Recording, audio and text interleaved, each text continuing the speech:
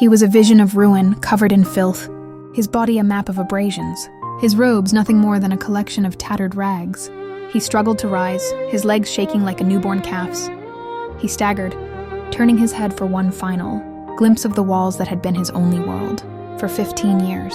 At the very instant he turned, a shriek, so high and so saturated with agony that it no longer sounded human, exploded from the other side of the wall. It was Xiao Yezi's voice. It was followed immediately by the dull, wet thud of a heavy blade hacking into living meat. Then another. And another. Little leave! Jaewoo's entire frame convulsed with a violent tremor. He slammed his fist into his own mouth, biting down with savage force until his teeth met flesh, desperate to stifle the primal scream of grief rising in his throat. Warm, metallic liquid tracked down his cheeks, a mixture of hot tears and cold mud. He cast one final, shattered look at the towering pillars of fire that reached for the moon. Then he turned. He ran with every remaining fiber of his, being toward the western ruins, the place of shadows and ancestral ghosts, a place where the living feared to tread.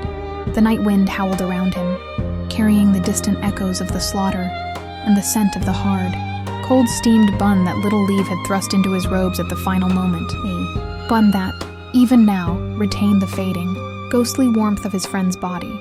He did not know nor could he see.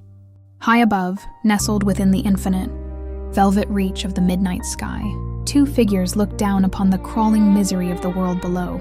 The figure on the left was draped in voluminous robes of an ink-black silk that seemed to actively consume the moonlight. The fabric stirred in a wind that did not exist, embroidered with ancient eldritch sigils in faint, smoldering gold that pulsed like the heartbeat of a dying star.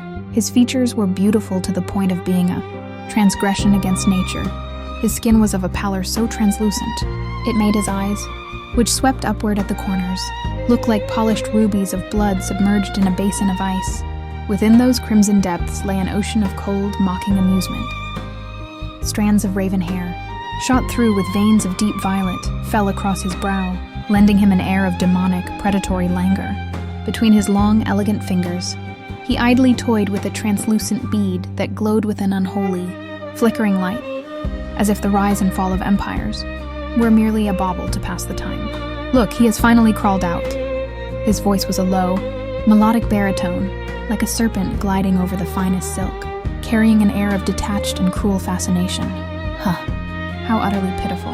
At this very moment, the little prince looks for all the world, like a stray mongrel, one with a snapped spine, yet still determined to carry a scrap of rotting meat as he flees into the dark.